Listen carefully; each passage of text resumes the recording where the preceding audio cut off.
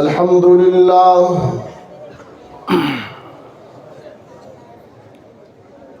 الحمد لله وحده والصلاة والسلام على من لا نبي بعده وعلى آله وأصحابه الذين أوفوا عهده الذين هم مصابيح الرحمة ومفاتيح الغرر. أعوذ بالله من الشيطان الرجيم. بسم الله الرحمن الرحيم.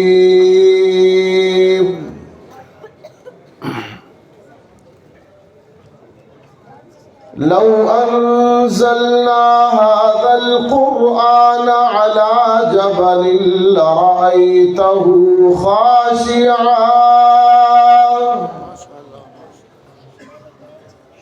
خاشعا متصدعا من خشية الله وتلك الأمثال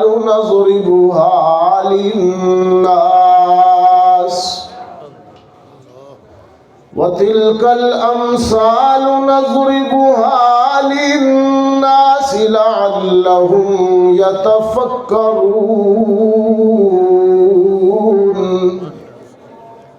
صدق الله العظيم. وقال صاحب القرآن صلى الله عليه وسلم: إن الله يرفع بهذا الكتاب أقواما ويضع به آخرين. وصدق رسولك النبي الأمي الكريم، ونحن على ذلك لمن الشاهدين والشاكرين، والحمد لله رب العالمین. یہی ہے وہ کتاب حق جسے قرآن کہتے ہیں، اسے برہان کہتے ہیں، اسے فرقان کہتے ہیں. تعارف یہ کراتی ہے خداوند تعالیٰ کا، فرشتوں کا، کتابوں کا، حبیب حق تعالیٰ کا. نہ کچھ تحریف کا خطرہ، نہ خدشہ کچھ خیانت کا. خدائے پاک خود ضامن ہے اس کی حفاظت کا. اسی نے بھید کھولا ہے نبوت کا، خلافت کا. اسی نے راز بتلایا ہے قوموں کی امامت کا. اللہم صل علی محمد وعلی آل محمد كما صليت على إبراهيم وعلى آل إبراهيم إنك حميد مجيد. اللهم بارك على محمد وعلى آل محمد كما باركت على إبراهيم وعلى آل إبراهيم إنك حميد مجيد. واجب التکریم میزبان مکرم حضرت قاری حسن کمال صاحب زید حیاتہ،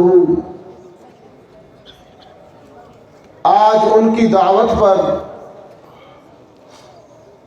11 فروری 2024 ان کے ادارہ جامعہ رحیمیہ فتح العلوم کوہاٹ میں ہم سب ان کے ادارہ کے درجہ حفظ درجہ قرآن کریم سے 30 کے لگ بھگ بچوں کی دستار فضیلت، دستار اعتماد اور ان کی حوصلہ افزائی کے لیے ہم سب جمع ہوئے۔ اسٹیج پر مخدوم العلماء حضرت قاری حضرت مولانا عزیز الرحمان صاحب اور وفاق المدارس کے مسئول حضرت مولانا مجاہدین صاحب، علماء کونسل کے ترجمان سید شاہ نواز صاحب، دیگر حضرات علماء اکرام، معززین شہر، محترم بزرگوں، عزیز نوجوان دوستوں، عزیز طلباء اکرام، قرآن حکیم سے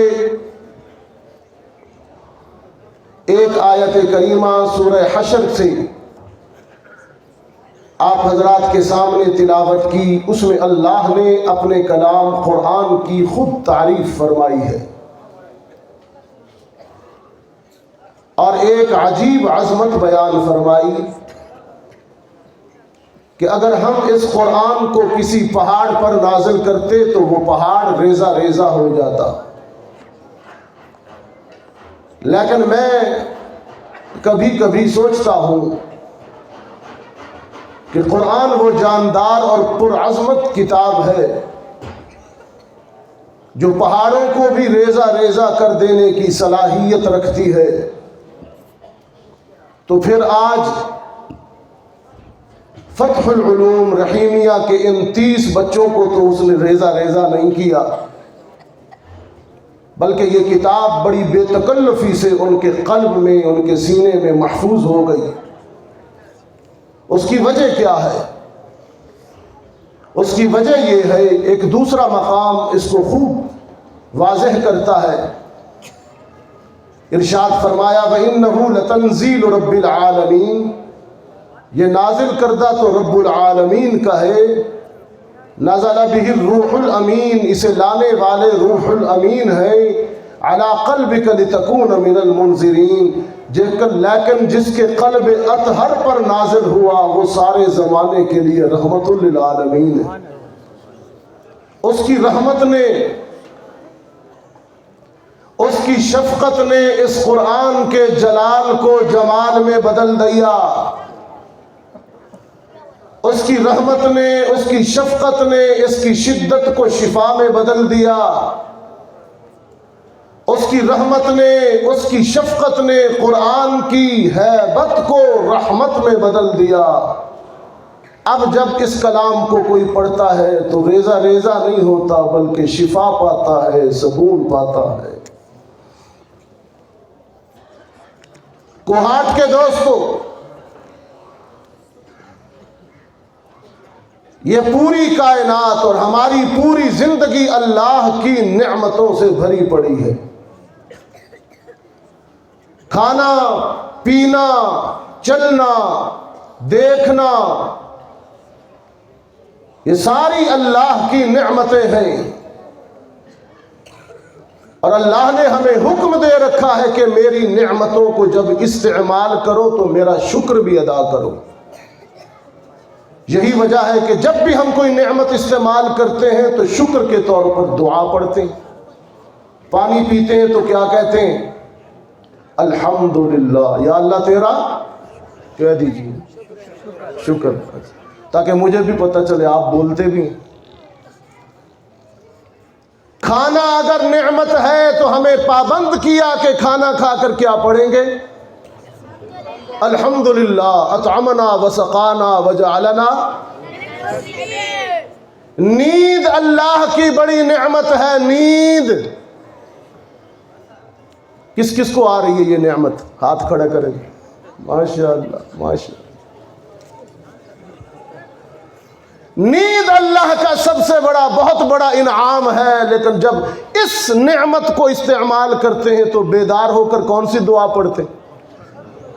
ماشاءاللہ، ایسے روشن ضمیر ہیں جن کو بیداری کی دعا بھی یاد ہے۔ الحمدللہ الذی احیانا بعدما اماتنا وَإِلَيْهِ النُّشُورُ۔ ذرا کوہاٹ والوں بتاؤ یہ مدرسوں کا فیض ہے کہ نہیں؟ ورنہ یہ دعائیں ہر نعمت کے استعمال پر آپ جیسے چیز کے استعمال پر قیمت ہوتی ہے، نعمت کے استعمال پر دعا ہے شکر کی، وہ حدیث نے ہمیں بتائی ہے۔ قرآن کریم میں ایک سورت ہے سورہ رحمان، اللہ کی نعمتوں کے بیان سے بھری پڑی ہے۔ دنیا کی نعمتیں،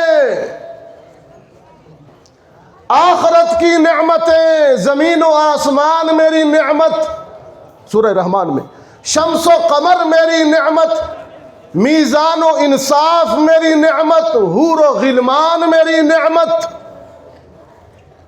31 دفعہ کہا فَبِأَيِّ آلَاءِ رَبِّكُمَا، میری کس کس نعمت پر شکر نہیں کرو گے، الحمدللہ نہیں کہو گے، میری کس کس نعمت پر دعائیں نہیں پڑھو گے؟ دعائیں یاد کیجئے، انداز دیکھیے، انداز ملاحظہ ہو کوہاٹ کے دوستو، اگرچہ آج آپ کا ساؤنڈ میری طبیعت کا نہیں ہے لیکن کوشش کر رہا ہوں۔ فرمایا الرحمن علم القرآن خلق الانسان علمہ البیان، یہ نعمتوں کا بیان ہے، علمہ البیان، یہ بیان ہی نعمتوں کا۔ الشمس والقمر بحسبان والنجم والشجر يسجدان والسماء رفعها ووضع الميزان ألا تطغوا في الميزان وأقيموا الوزن بالقسط ولا تخسروا الميزان والأرض وضعها للأنام فيها فاكهة والنخل ذات الأكمام والحب ذو العصف والريحان فبأي آلاء ربكما تكذبان۔ یہ بھی میرا انعام ہے کہ میں نے آسمانوں کو بغیر ستون کے تمہارے سروں پر چھت بنا کے قائم کر دیا۔ اللہ الذی رفع السماوات بغیر عمد، یہ بھی میرا کرم کہ میں نے سورج کو حرارتوں کا مرکز بنا دیا، تمہیں دھوپ عطا کی، دھوپ جیسی نعمت دی۔ ابھی گزشتہ دنوں پورے پاکستان میں 1 ماہ تک تقریباً سورج نہیں نکلا، یاد آئی نعمت؟ یہ قرآن کہہ رہا آپ کو، میں نے چاند کو بھی ٹھنڈی ٹھنڈی چاندنی کا خزانہ عطا کر دیا، میں نے سورج کو پابند کر دیا کہ اپنی کرنوں کے ڈول سمندر میں ڈالے، بخارات اٹھتے ہیں، بادل بنتے ہیں، اور پھر ہوائیں ان بادلوں کو لے کر چلتی ہیں۔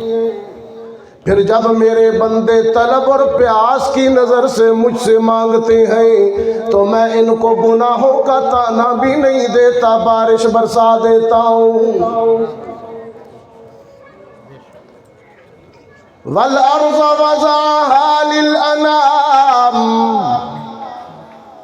میں نے زمین کو مخلوقات کے لیے ٹھکانہ بنا دیا، پانی پر قائم کر دیا، پانی پر۔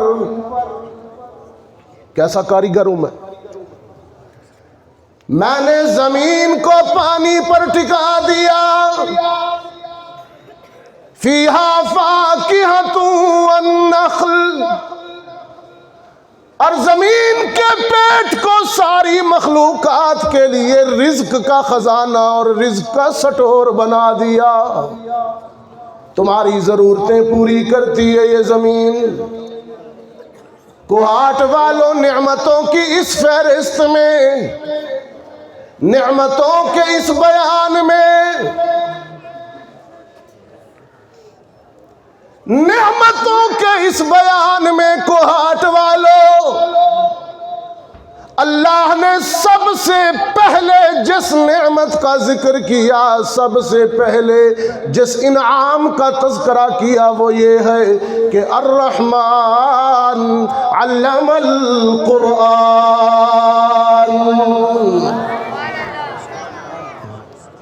شمس و قمر بھی بعد میں ہے، شجر و حجر بھی بعد میں ہے، برادر و پسر بھی بعد میں ہے، زمین و آسمان بھی بعد میں ہے، حور و غلمان بھی بعد میں ہے. سب سے پہلے جس انعام کا ذکر ہے وہ یہ ہے کہ میں نے تمہارے دامن میں قرآن ڈال دیا. میں نے تمہیں قرآن دیا. کتنا بڑا انعام ہے جی؟ سب سے بڑا انعام ہے نا.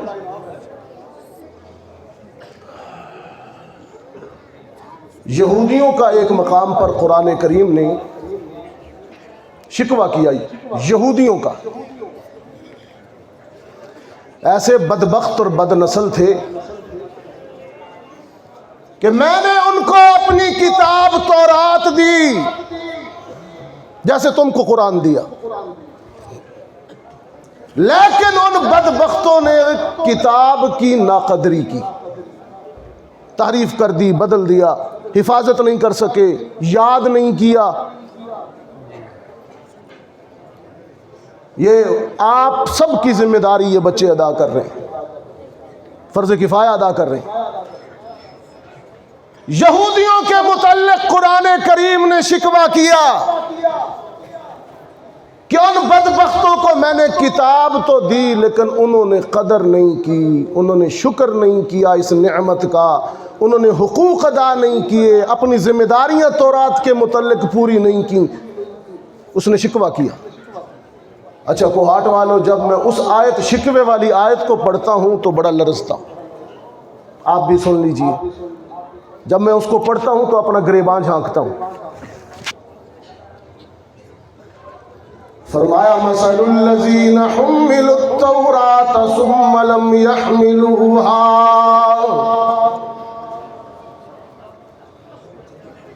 مثل الذین حملوا التوراۃ ثم لم يحملوها كمثل الحمار كمثل الحمار يحمل أسفارا.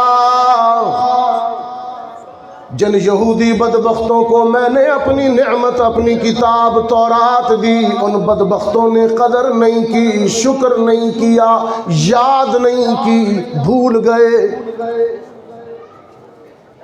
رب العالمین نے فرمایا ان یہودیوں کی مثال گدھے کی طرح ہے، کمثل الحمار. یہ گدھا لفظ اردو کا لفظ ہے، گدھا.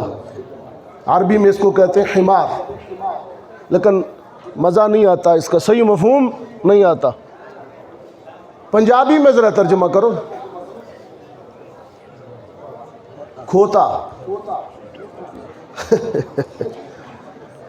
کہنا یہ چاہتے ہیں اللہ، جو مفہوم کھوتے میں آتا ہے نا. رب العالمین نے فرمایا کھوتے دے پترو، میں نے اتنا بڑا انعام تورات دیے، تم نے اس کی قدر نہیں کی. گدھے کی پشت پر اینٹیں لاد دو یا کتاب رکھ دو، گدھا تو گدھا ہی رہتا ہے، کھوتا تا کھوتا ہی ہوندہ ہے نا. اس کو کیا پتا کتنی بڑی نعمت میری پشت پر.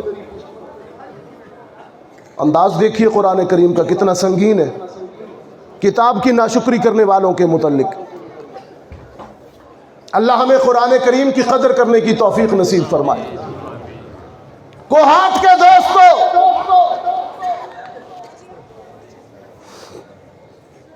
قرآن کریم اللہ کا سب سے بڑا انعام ہے، اور اس کا اگر آپ شکر ادا کرنا چاہتے ہیں، اس کی دعا پڑھنا چاہتے ہیں اس نعمت کی، جیسے ہر پانی کی دعا، کھانے کی دعا، نیند کی، اس کی اگر آپ شکر ادا کرنا چاہتے ہیں تو اس کے چند طریقے۔ پہلا طریقہ یہ ہے کہ اس کی تلاوت کرنا سیکھیں ٹھیک طریقے سے۔ ہاں، ساری زندگی گزر گئی، وال سفید کی تھی، بیٹھے ہو، بڑھاپا اتر آیا، کمر جھک گئی، بینائی ختم ہو گئی، لیکن آج تک قرآن پڑھنا نہیں آتا۔ یہ مولوی کی ذمہ داری ہے صرف۔ قرآن کے حقوق اگر ادا کرنا چاہتے ہو، خدا کی وہ مثال کہ گدھے کی طرح ہے یہودی، اس مثال سے بچنا چاہتے ہو تو سب سے پہلے قرآن پڑھنا ٹھیک کیجیے۔ یہ بچوں کی، میں آپ سے کہہ رہا ہوں، آپ سے،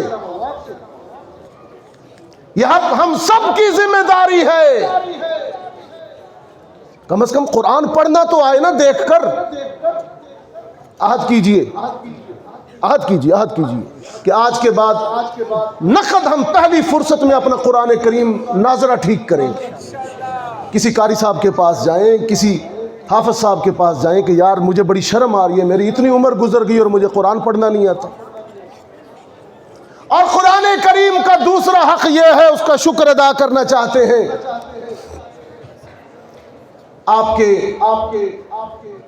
محلے کی مسجد میں، کسی مدرسے میں، کہیں پر قرآن کریم کا درس ہوتا ہے، کہیں دورہ تفسیر ہوتا ہے، اس میں جائیے۔ قرآن کو ایک پڑھنا اور چیز ہے، سمجھنا، اس کے میسج کو سمجھیے۔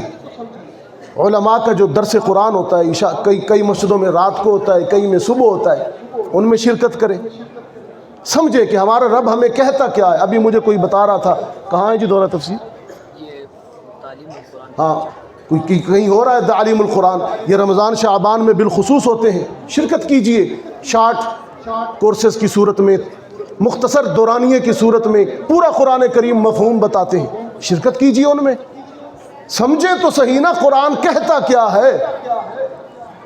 اور تیسرا حق قرآن کریم کا وہ یہ کہ اس پر عمل کرے، اس کے احکامات پر، اس کی تعلیمات پر عمل کریں۔ بس یہ تین کام آپ کر دیں تو گویا آپ نے قرآن کریم جیسی نعمت کا شکر ادا کر دیا۔ تلاوت ٹھیک کریں، اس کے مفہوم کو سمجھنے کی کوشش کریں، اور پھر اس کے بعد آخری حق یہ ہے کہ اس کی تعلیمات پر عمل کرنے کی کوشش کریں۔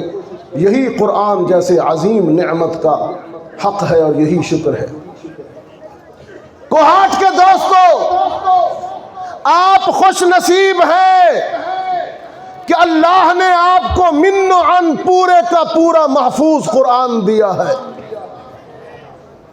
ہماری خوش نصیبی ہے، اور ہماری دوسری خوش نصیبی یہ ہے کہ اللہ نے ہمیں رسول ایسا دیا ہے، نبی ایسا دیا ہے جس کا ہم کلمہ پڑھتے ہیں کہ اللہ نے اس کی ساری زندگی کی ساری باتوں کو، احادیث کو، اعمال کو، ساری اداؤں کو، سنتوں کو بھی قرآن کی طرح محفوظ کر دیا۔ یہ کوئی چھوٹی بات نہیں ہے۔ آپ اسے سادگی سے سن کے گزر نہ جائیے گا، محدثین کا خون جگر لگا ہے اس پر۔ رسول اللہ صلی اللہ علیہ وسلم کی باتوں کو، احادیث کو محفوظ رکھنے کے لیے محدثین نے 6 لاکھ افراد کا ڈیٹا، ان کی زندگی محفوظ کی ہے تاکہ ہم تک رسول کی باتیں پہنچ سکیں۔ اسماء الرجال اسی چیز کا علم ہے۔ اور میرے آقا کی شان یہ ہے، عجیب شان بیان کر رہا ہوں، سنتے جائیے گا، جھومتے جائیے گا، اور اس کو یاد بھی رکھیے گا، سارے نبیوں اور رسولوں میں منفرد شان میرے آقا محمد عربی کی یہ ہے کہ جس طرح ان پر نازل ہونے والا قرآن محفوظ ہے، اس طرح ان کی ہر بات حدیث محفوظ ہے، ان کی ہر ادا عمل محفوظ ہے۔ اور اس وقت کرۂ ارض پر کسی رسول اور نبی کی قبر مبارک روضہ انور کنفرم موجود نہیں ہے جس کے بارے میں کہا جا سکے کہ یہ فلاں رسول کی قبر ہے۔ میرے آقا کا روضہ اطہر بھی محفوظ ہے۔ یہ وہ سعادت ہے اس امت کی، ہم کوئی لوارث تو نہیں ہے۔ اور جن قوموں کے رسول کی قبر ہی دنیا میں نہ ہو، قطعی طور پر لوارث ہی ہو گئی نا۔ آپ جب کبھی دکھی ہوتے ہیں، زمانہ آپ کو ٹھکراتا ہے، تنگ ہوتا ہے، تو پھر آپ جلدی جلدی پیسے جمع کرتے ہیں، کہاں جاتے ہیں؟ عمرے پر چلے جاتے ہیں، اور وہاں بارگاہ رسالت میں حاضر ہو کر آنسو بہاتے ہیں، اپنے دکھ درد کی دوا محمد عربی کو دکھ سناتے ہیں۔ تم لوارث نہیں ہو، یہ بہت بڑی بات کہہ گیا ہوں۔ ہاں، اصحاب رسول کبھی کبھی رسول اللہ کی زندگی میں حضور کی خدمت میں جب حاضر ہوتے تو اس احساس کے ساتھ حاضر ہوتے کہ ہم لوارث نہیں ہیں، ہمارا شفیع، ہمارا وارث موجود ہے حیات طیبہ میں، ہمارے سامنے ہے، ہماری آنکھوں کے سامنے ہے۔ جب جاتے تو قرآن کریم نے ان کو ایک حکم دیا، صحابہ کو جب حضور کی صحبت میں، حضور کے دور میں جاتے تو قرآن نے صحابہ کو ایک حکم دیا، سن لیجئے، کام آئے گا، کام آئے گا۔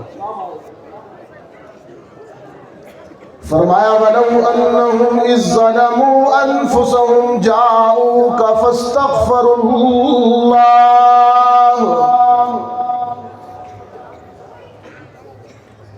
وَلَوْ أَنَّهُمْ إِذ ظَّلَمُوا أَنفُسَهُمْ جَاءُوكَ فَاسْتَغْفَرُوا اللَّهَ واستغفر لهم الرسول لوجدوا الله توابا رحيما۔ اے پیغمبر، جب یہ صحابہ تیری صحبت میں آئے، ندامت کے اشک بہاتے ہوئے، اپنی سابقہ زندگی پر توبہ کرتے ہوئے آئے، پھر تو بھی اے پیغمبر دامن پھیلا کر اور ہاتھ اٹھا کر مجھ سے اپنے صحابہ کے لیے مغفرت مانگا کر۔ استغفر لهم الرسول لوجدوا الله توابا رحیما۔ میں عرش بری پر خدا اعلان کرتا ہوں، جب کوئی تیری صحبت میں آئے گا اور مجھ سے معافی مانگے گا اور تو محمد سفارش کرے گا، میں اس کے سارے گناہ معاف کر دوں گا۔ ابن کثیر نے عجیب بات لکھی، بعد از وفات رسول ایک دیہاتی آیا تو لوگوں نے کہا ان کا تو انتقال ہو گیا، وہ روزہ ہے۔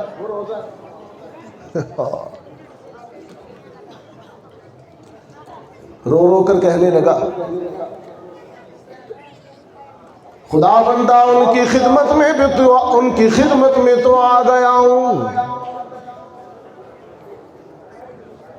اور تجھ سے استغفار بھی کر رہا ہوں، توبہ ندامت بھی کر رہا ہوں، لیکن ان کی ذات میرے سامنے موجود نہیں ہے، وہ میرے لیے سفارش نہیں کر سکتے، شفاعت نہیں کر سکتے، اس خوبی اور نعمت سے محروم ہو گیا ہوں۔ علامہ عتبی فرماتے ہیں وہ رویا، اتنا رویا اور روتا ہوا پلٹ گیا کہ رسول کی سفارش نہیں ملی، شفاعت نہیں ملی، استغفار نہیں ملا۔ علامہ عتبی فرماتے ہیں خواب میں رسول اکرم صلی اللہ علیہ وسلم میرے خواب میں آئے، مجھے بتایا اس غمزدہ دیہاتی کو میری طرف سے اطلاع پہنچا دو کہ تو میرے روضہ اطہر پہ آیا ہے، تو نے آ کر درود و سلام پڑھا ہے اور شفاعت کے لیے، استغفار کے لیے گزارش کی ہے، اسے خوشخبری دیجئے، اس کی بات محمد نے سن لی ہے اور خدا کی بارگاہ میں سفارش بھی کر دی ہے، اور خدا نے میری سفارش کو قبول کر کے اس کی بخشش کا اعلان بھی کر دیا ہے۔ اسی لیے تو دکھی داد جاتے ہیں روضہ رسول پر، اسی لیے تو غمزدہ حاضر ہوتے ہیں روضہ رسول پر کہ دلوں کے اس طبیب کو اپنا غم سنا سکے۔ ہاں، حسان ابن ثابت پہ قربان، کس قدر خوبصورتی سے، کتنی جامع بات کہہ دی۔ عرض کرتے ہیں یا خیر، روضہ رسول پہ کھڑے، اور مزے کی بات ہے حسان کی یہ شاعری آج بھی روضہ اقدس کی سنہری جالیوں پر لکھی ہوئی۔ وہاں جب جائیے تو اگر عربی سے تھوڑا سا شغف ہو تو یہ پڑھیے تو کیفیات عجیب ہوں گی۔ حسان نے کھڑے ہو کے پڑھا، یا خیر من دفنت فی التراب اعظمہ۔ بہت توجہ، میری گفتگو کا پیک پہنچ گیا، عروج۔ اب اس کے بعد گفتگو تکمیل کی طرف جائے گی، کمپلیشن کی طرف۔ بہت توجہ سے سنیے گا، شاید کچھ مل جائے آپ کو۔ حسان کہتا ہے یا خیر من دفنت فی التراب اعظمہ، فطاب من طیبہن الکاع والعکم، نفس الفداء لقبر انت ساکنہ، فیہ العفاف وفیہ الجود والکرم، انت الشفیع الذی ترجى شفاعته علی الصراط اذا ما زلت القدم۔ میں لاکھ جان سے قربان اس روضہ انور کے مکین پر، نفس الفداء لقبر انت ساکنہ، میں جان و روح و جان سے قربان اس روضہ انور کے مکین پر، مکین گنبد خضرا پر، کہ جب تک حیات دنیاوی میں رہے، زندگی میں دھرتی کے سینے پر چلتے پھرتے رہے تو زمانہ مہکتا رہا، معطر ہوتا رہا، اور حیات دنیاوی ختم کر کے جب قبر انور کے اندر چلے گئے تو زمین کا اندر بھی معطر ہو رہا ہے، مہک رہا ہے۔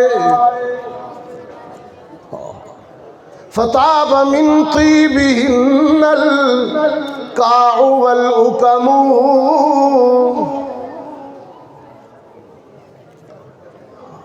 جب تک زندگی میں موجود رہے اللہ سے ہماری شفاعت کرتے رہے، اب قبر انور کے اندر چلے گئے ہیں تو حیات برزخی کے ساتھ،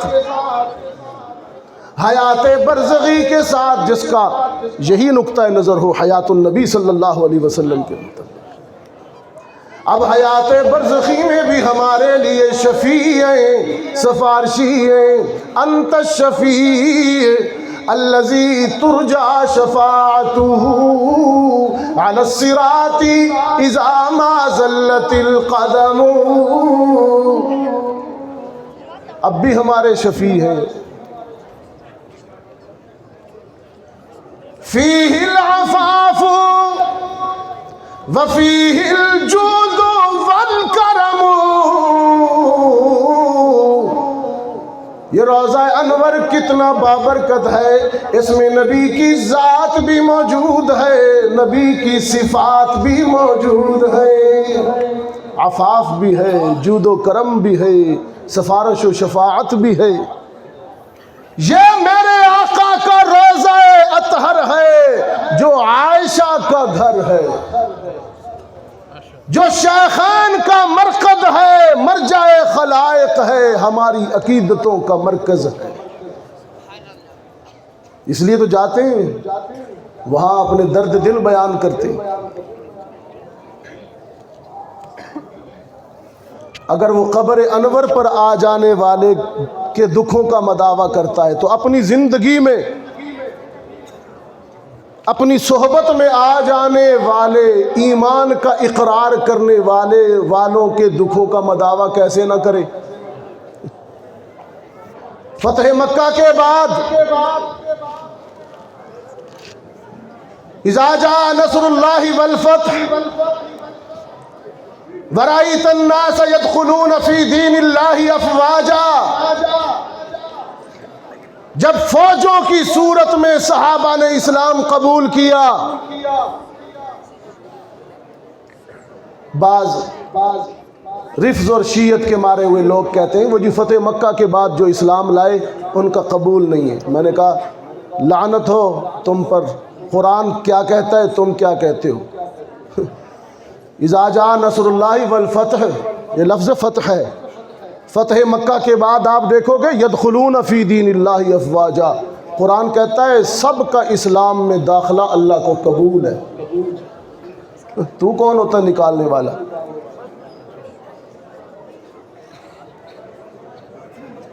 فتح مکہ کے بعد حضرت ہند ایک صحابی رسول ہے، رسول اللہ کی ساس ہے، حاضر خدمت ہوئی 500 خواتین کا وفد لے کر کہ اللہ کے رسول یہ میرا وفد ہے، 500 خواتین ہیں، ہم پورے کا پورا یہ گروپ اسلام قبول کرنا چاہتے ہیں۔ یہ حضرت ہند حضرت معاویہ رضی اللہ تعالی عنہ کی والدہ ہے، رسول اللہ کی ساس ہے، حضرت ابو سفیان رضی اللہ تعالی عنہ کی اہلیہ ہیں۔ 2-4 دن پہلے، اگرچہ میں سیاسی بات نہیں کرتا ہوں، میرا مزاج نہیں ہے، لیکن جس مسند پر ہوں میرا ذمہ داری بنتی ہے اصلاح فکر و نظر، میری ذمہ داری ہے۔ ایک سیاستدان نے، ایک مرد سیاستدان نے، ایک مرد سیاستدان نے دوسری خاتون سیاستدان کی توہین کرنے میں کہا کہ یہ ہند کی طرح ہے۔ استغفر اللہ۔ میں نے کہا تم نے ہند کا ماضی دیکھا اور طعن کر دیا، تو پھر فاروق اعظم کا ماضی بھی تو قاتل نبی کا تھا کہ وہ نبی کو قتل کرنے کے ارادے سے آ رہے تھے۔ اسلام کی تھیوری یہ ہے کہ صحابہ کا ماضی نہیں دیکھا جاتا، اسلام سے پہلے وہ کیا کرتے رہے یہ نہیں دیکھنا، کہ وہ محمد عربی کی خدمت میں جب غلام بن کے آئے اور کلمہ پڑھ کر محمد کا غلام ہوئے، اس کے بعد ان کا اعتبار ہوگا۔ ان کے انما الاعمال بالخواتیم۔ حضرت ہند حاضر خدمت ہوئی 500 خواتین کا گروپ لے کر، عرض کی، منہ نقاب میں تھا، حالانکہ ساس تھی اس وقت بھی، منہ نقاب میں تھا، عرض کرتی اللہ کے رسول میں ابو سفیان کی بیوی معاویہ رضی اللہ تعالی عنہ کی ماں اور آپ کی ساس ام حبیبہ کی ماں حضرت رملہ کی، میں اسلام قبول کرنے کے لیے آئی ہوں، مجھے بتائیے کہ دامن اسلام میرے لیے ہے کہ میرا جرم بڑا تھا کہ میں نے آپ کے چچا کو شہید کروایا اور آپ کو رلایا، کیا اسلام کے دامن میں میرے لیے بھی گنجائش ہے؟ رسول اللہ صلی اللہ علیہ وسلم جو پیکر رحمت تھے، ہند سے فرمایا کیوں نہیں؟ 6 باتوں کا میرے ساتھ یہ پورا گروپ تمہارا وعدہ کرے خواتین کا۔ کتنی باتوں کا؟ 6 باتوں کا وعدہ کرو، میں محمد تمہارے سامنے بیٹھ کر گارنٹی دیتا ہوں کہ تم سب جنت میں جاؤ گے۔ انہوں نے کہا بتائیے کون سی 6 باتیں؟ رسول اللہ نے جو 6 باتیں بیان کی، صرف بیان نہیں کی بلکہ قرآن اتر آیا۔ فرمایا یا ایھا النبی اذا جاءک المؤمنات، یا ایھا النبی اذا جاءک المؤمنات، کیسے ہے جی سورۃ ممتحنہ کی آخری آیت، اذا جاءک یبایعنک علی الا یشرکن باللہ ولا یسرقن ولا یزنین ولا یقتلن اولادہن ولا یأتین ببہتان یفترینہ بین ایدیہن وارجلہن ولا یعصینک فی معروف فبایعہن واستغفر لہن اللہ ان اللہ غفور رحیم۔ اس بشارت کے بعد بھی کوئی اگر ماضی پر تان کرے، قرآن کی اس آیت کے بعد، رحمت عالم نے فرمایا اے عورتوں کی جماعت، 6 باتوں کا عہد کر لو، 6 باتوں کا مجھ رسول سے عہد کر لو، پیمان دے دو۔ اللہ کے ساتھ شریک نہیں کرو گی، لا یشرکن باللہ، چوری نہیں کرو گی، بدکاری نہیں کرو گی، اور اولاد کو قتل نہیں کرو گی، کسی پاک دامن و پاک باز پر بہتان نہیں لگاؤ گی، اور رسول کی نافرمانی نہیں کرو گی۔ اگر یہ وعدہ کر لیں یہ عورتیں، ہند سمیت اس کا 500 کا گروپ، ساری جماعت محمد عربی سے وعدہ کر لے، رب العالمین نے فرمایا اگر یہ تجھ سے وعدہ کر لے تو ان کو بتا دے وَاسْتَغْفِرْ لَهُنَّ اللَّهُ، اللہ ان کے اگلے پچھلے سارے گناہ معاف کر رہا ہے۔ اللہ نے معاف کر دیا، جب وہ معاف کر رہا ہے تو اور میں پوچھنے والے کون ہیں؟ رافضیوں کا پروپیگنڈا یہی ہے، صحابہ کے ماضی کو نشانہ بنا کر شک پیدا کرتے، بھی ماضی تو ماضی ہے، دیکھو کہ بعد میں قرآن کیا کہہ رہا ہے۔ اور فرمایا ان اللہ غفور الرحیم، اللہ تو بہت بخشنے والا ہے، بہت رحم کرنے والا ہے، بہت مہربان ہے۔ اور اس نے عرش بری سے سارے صحابہ و صحابیات کے لیے اعلان کر دیا اولئک هم المؤمنون حقا لهم مغفرۃ واجر عظیم۔ میں خدا عرش بری سے اعلان کرتا ہوں تیری صحبت میں آ کر کلمہ پڑھنے والے صحابہ، کلمہ پڑھنے والی صحابیات سب کے سب پکے مومن ہیں۔ کیسا اعلان ہو گیا نا، سارے صحابہ پکے مومن، ساری صحابیات پکی مومنات۔ میں نے کہا صحابہ و صحابیات کا ایمان تو قرآن سے قطعی طور پر ثابت ہے، تو اپنا ایمان ثابت کر۔ بس میری بات یہیں پر مکمل ہوتی ہے، نماز عصر کا وقت بھی قریب ہے اور اپنی بات کو تکمیل تک حسب عادت پہنچاتا ہوں۔ کوئی زبان خالی نہ ہو، ہر زبان پہ اللہ کا نام آنا چاہیے اور ذرا گونج پڑ جائے، ہے کیا خیال ہے جی؟ لا الہ الا اللہ، لا الہ الا اللہ، لا الہ الا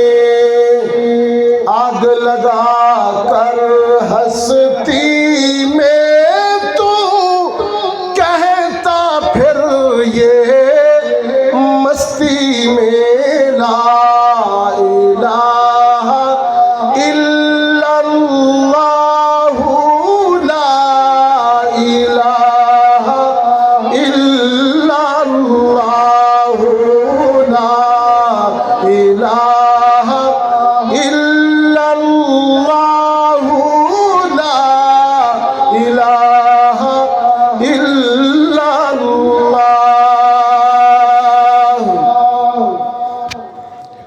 جن و بشر حور و ملک سب پر ہے ایک اس کی نظر. جن و بشر حور و ملک سب پر ہے ایک اس کی نظر. شام و سحر اور رات اور دن ایک ہی ہو یہ ورد تیرا. لا الہ الا اللہ لا الہ الا اللہ لا الہ الا اللہ حق لا الہ الا اللہ. اور یہ کلمہ فصل گل و لالا کا نہیں پابند. اور یہ کلمہ فصل گل و لالا کا نہیں پابند. بہار ہو کہ خزاں لا الہ الا اللہ لا الہ الا اللہ لا الہ الا اللہ لا الہ الا اللہ محمد رسول اللہ. وآخر دعوانا ان الحمد للہ رب العالمین. کیا ترتیب دعا کس لیے؟